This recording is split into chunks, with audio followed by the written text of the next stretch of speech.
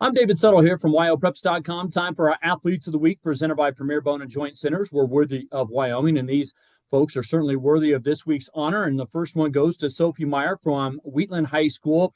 She got it done on the softball diamond in a big way, helping the Bulldogs go 3-1 overall last week, but more importantly, 2-0 in conference action, including their second win against Cheyenne Central. She hit 733 at the plate. That's 11 for 15. Ended up with a home run, couple doubles, 10 RBIs, scored 8 times, drew a couple walks, and helped Wheatland actually move up to number 3 in the latest Wyopreps Coaches and Media Softball poll out this week. And Sophie, congratulations. Think back to last week. How do you think you played on the softball diamond?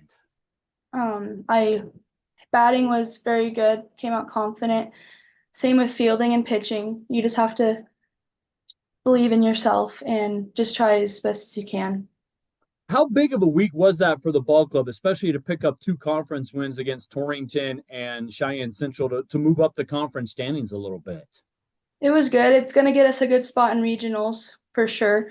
And that's just, it feels good to do that because you never know what to do. Yeah. Well, obviously, you mentioned you felt good, you felt confident at the plate. To hit 733, the softball's got to seem bigger than it actually is. Were you just in a zone? Was it just, seeing the right pitch come that you wanted to hit? What was it about last week at the plate specifically?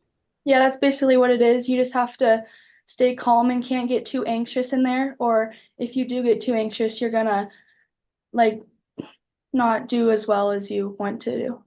Gotcha. For you, what's been kind of the key in terms of hitting consistently at a high level this year? You just have to track the ball and you can't like mess or track the ball and just find the perfect pitch that you want to hit. Gotcha. What about for you, when you're in the field, what are some things that you kind of think about and really do, pitch in, pitch out? What's kind of the key for you in the field? What I usually do is just try to stay calm and I can't get too anxious because if I try to go feel the ball anxious, I'm not going to do well. So I just try to stay calm and then just feel the ball cleanly and get the play or get the out. Gotcha. For you, what is it about softball that you love playing the game? I just have always loved it since I was little. I started when I was probably 6 and my brothers have a big influence because they played baseball also. Mhm. So, and we would always play wiffle ball in the backyard. So I would just always love it. And when I started, I just knew I had to stick with it. Gotcha. You take me back to last week. You guys are in that back and forth game specifically, excuse me, against Cheyenne Central. What do you think allowed you girls to persevere, especially when they took a big lead early, but you were able to fight your way back? It kind of went back and forth a little bit, but then you're able to pull it out there. What was it? What was it like for you and the team against Cheyenne Central in that pivotal conference game? I feel like it was nerve-wracking at some points because at one point they were up 6-0 and it was a little scary, but then when we started batting good and getting ahead, I knew that we got this. And our pitchers did really well to stay calm, even though when the bases got loaded, they still worked through it and they just did well as well. For you as a young player, what's that like? That kind of emotional roller coaster in a game. What's that like for you? It's definitely different because you never know what's gonna happen. So you just have to play or play along with it. And it's just it's definitely different. That's for sure. Has that been something that the coaching staff's emphasized, like trying to just stay consistent throughout a game? Hey, you're going to give up runs, they're going to get hits, but we're also going to come back. And has that been kind of a message this year that maybe has fed to a better season so far? Yeah, I feel like it definitely has for sure. What'll be the key for you personally and the team there at Wheatland to kind of continue to have success down the stretch run here of the softball season? I think we just have to play hard, keep continuing playing hard and stuff and never get down because when you get down on yourself, you just stop playing and it doesn't you're not going to get the turnout that you want. Well, Sophie, congratulations on a fantastic week last week. Thank you for a few minutes and congrats on being one of our athletes of the week. Thank you. We continue with our Athlete of the Week feature presented by Premier Bone and Joint Centers. We're worthy of Wyoming. David Settle with you from Wyopreps.com. One of our winners this week, Zach Hall from the Cheyenne Post 6 program, as he helped the Hawks go 3-0 last weekend, downing the Rapid City Post 22 Expos in 3 games that they got to play at in Cheyenne. Zach, with a 667 batting average, went 6 for 9 at the plate. That included a couple doubles, drove in 6 runs. He scored a couple times, walked 3 times, 4 stolen bases. And more importantly, he didn't strike out last weekend. It all helped the Hawks improve to 5-2 on the season. And Zach joins me. Zach, thanks so much for taking a few minutes to reflect on last weekend. How do you think you played? I feel like I played pretty well, just kind of going out there, just playing with the boys. Like, much appreciate to all the coaches giving me opportunities, all the players around me, just trusting the guys around me, knowing that they have jobs and stuff and if I do my job, good things will happen. And like as we saw, if when like people in front of me, they get their jobs done, get on base, then you have more kids coming in behind you doing their jobs and you get RBIs rolling in. You just have kids doing jobs and then good things happen.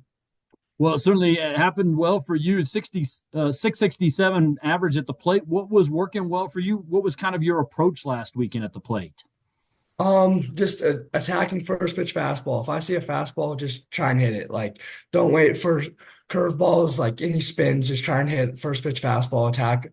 And then just going deep into counts, like not having quick ABs, like having longer ABs, and then of course not trying to strike out, just trying to put the ball in play, make the defense work. Like if you make them work, they'll make errors, and you have good things happen. Well, obviously for you, once you got on, you were able to do some damage on the base paths. What's kind of your mindset when you are on the base paths? Um, Always once as soon as Coach Boza from third base gives me the steal sign, I have free reign to take second. But I'm kind of like he kind of holds me back until once he gives me a steal sign, then I'm on my own to steal second. Then once I'm at second, if I feel like it, I can steal third. Like he doesn't really question me going second to third, but yeah, I guess he just kind of lets me do my own thing once he gives Now, me steals. yeah, I was gonna say, I know that you pitched, but you didn't pitch last weekend. But just talk about then, if you're not on the mound, what's your defensive mindset trying to back up your pitcher? Um, Backing up my pitcher, I feel like is a very big role. Like if they're getting the ball coming out, they're doing their job, they're throwing strikes, they're getting pop flies, ground balls. Like if you're in the outfield, go catch the ball, keep the ball in front of you, help your pitcher out. Like don't give up extra bags, like ground balls to outfield. Don't let them take second. Keep them on first. Keep the double play in order. Just being there for your pitcher and understanding that the pitcher can trust you to make a play behind you. So like they can trust you as like an outfielder or an infielder.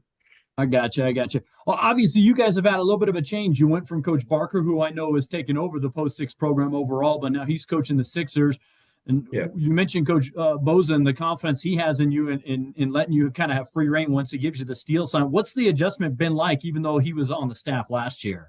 It's definitely a big change. Coach Boza, I mean, like they're both great coaches. I love them both as coaches, playing with both teams. But Coach Boza, he's a very good head coach. He's like strict to the point, like gets what it needs to get across, like pregame and at practice. He's always like getting us prepared in the best way I feel like possible, like with certain hitting drills, like using flat bat, using like certain situational drills at practices, and just getting us prepared for certain situations and like getting our hitting approach like correct for that week, I guess, like when we're going to hit at the TP and stuff.